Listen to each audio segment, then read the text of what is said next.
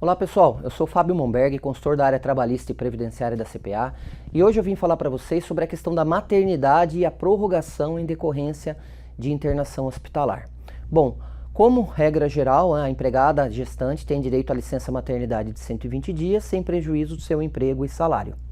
Já o salário maternidade é devido também, é claro, à segurada empregada da Previdência Social, também durante 120 dias, podendo ter início até 28 dias antes do parto, considerando-se como fato gerador do benefício o parto em si e, no caso de natimorto, também, entre outras hipóteses, como adoção, etc.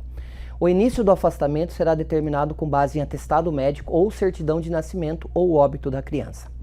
Ainda em casos excepcionais, a própria legislação previdenciária prevê a prorrogação da licença e salário maternidade em mais 2 semanas, ou seja, 14 dias, porém em situações que exista risco de vida da mãe ou do bebê, devendo essa situação ser comprovada através de um atestado médico específico, que também tem que ser submetido à avaliação da perícia do INSS para tal fim.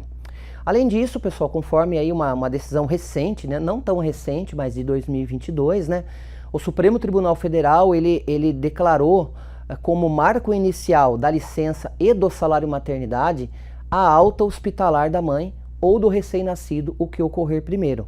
Tá? Então, nesse caso, a medida ela se restringe a casos mais graves, quando vai além dos 14 dias que a própria legislação da Previdência já prevê essa hipótese de prorrogação. Tá? Isso foi uma decisão julgada no MADIM, né, numa ação direta de inconstitucionalidade número 6327, finalizada em outubro de 2022, tá, pessoal? Então, havia várias decisões na Justiça, trazendo a regra de prorrogar a maternidade por igual período em que a empregada ficou no hospital, né, não se restringindo aos 120 dias convencionais, tá? Então, todo o período em que a mãe ou o bebê, né, ou os bebês ficarem internados acima de 2 semanas vai ser considerado como licença e salário maternidade. E o início dos 120 dias é a partir da saída da mãe ou do bebê do hospital, o que ocorrer por último, a saída da mãe ou do bebê, tá?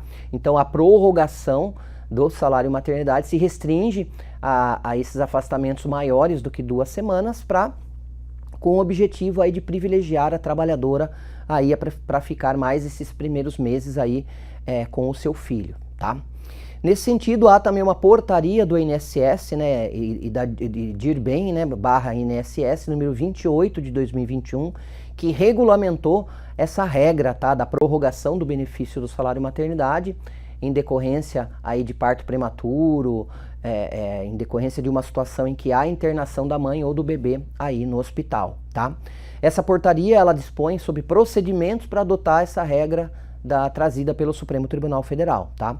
Falando que a empregada tem que fazer um requerimento de prorrogação diretamente para o seu empregador, que ele vai ficar passível de pagar esse período, né, de toda a internação, independente da quantidade, e vai se compensar quando dos seus demais recolhimentos para a Previdência, normalmente da mesma forma que os 120 dias, tá, pessoal? Então, durante o período de internação no hospital da mãe ou do bebê, todo esse período vai ser computado como licença e salário maternidade, começando a computar os 120 dias a partir da saída da mãe ou do bebê, o que aconteceu por último. Para esse fim, a empresa só tem que lançar esse afastamento lá no evento 2230 do E-Social, afastamento temporário, com códigos específicos, tá? Então a prorrogação, a antecipação em decorrência aí de internação vai lançar com o código 35, e quando a mãe ou o bebê sair do hospital, altera o código para o 17, que aí tem início aos 120 dias de forma convencional, tá?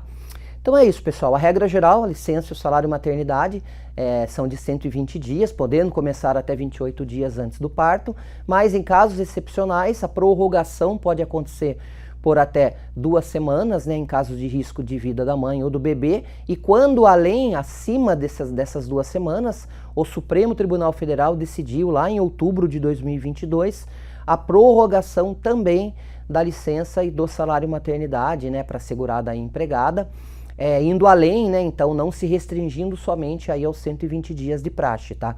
Todo o período de internação a empresa vai considerar como licença e salário maternidade. E vai começar os 120 dias quando o bebê ou a mãe sair qual deles se der por último no hospital, aí começa a contar os 120 dias de forma convencional. Isso já era uma decisão que vinha de vários julgados aí na justiça, né, do trabalho, para fins da mãe poder acompanhar aí, ter um cuidado especial aí nos primeiros dias de vida do bebê, ficar mais tempo com o bebê. Então não está restringido aos 120 dias convencionais, tá? Todo o período de internação no hospital, a empresa trata, paga e se compensa da sua DARF, da DCTF Web, e quando o bebê ou a mãe sair do hospital, aí começa a computar os 120 dias de praxe.